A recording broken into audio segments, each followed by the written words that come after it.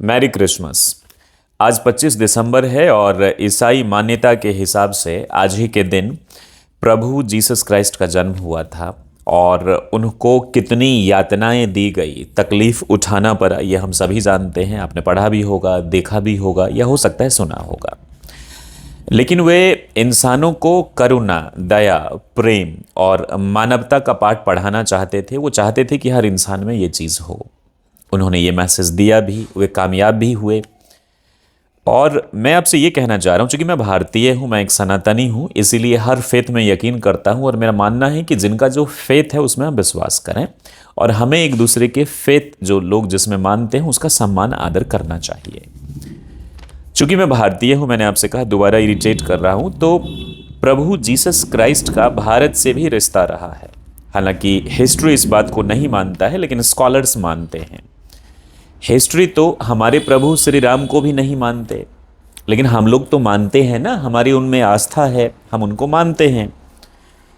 Bible में भी आप देखेंगे कि 12 से 30 वर्ष का जो जीवन अवधि है लॉर्ड जीसस क्राइस्ट की, वो उसमें नहीं है। तो एक्सपर्ट्स का मानना है कि वो इसी काल में भारत आए होंगे, या फिर तिब्बत में होंगे, भारत के लद्दाख या फिर कश्मीर में वो होंगे, ऐसा मानना है। अच्छा, हालांकि और ये भी मानना है कुछ लोगों का कि जब उनको सूली पे चढ़ाया गया था, क्रूसिफिकेशन हुआ था।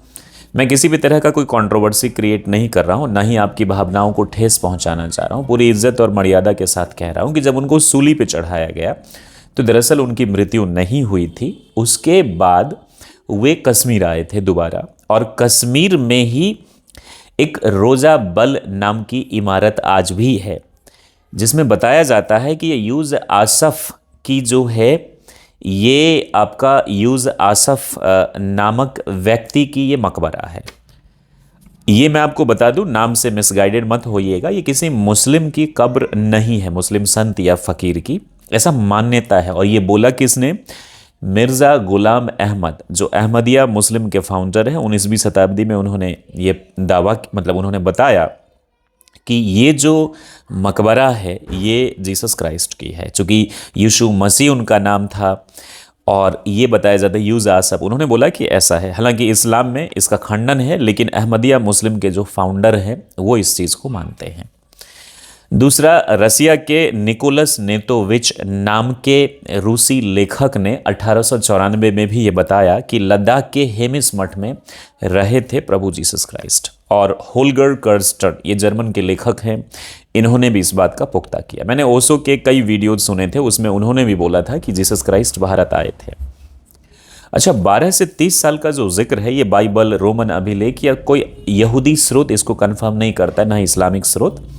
लेकिन ऐसा बोला जाता है इन एक्सपर्ट्स के द्वारा कि इस दौरान भारत आए थे।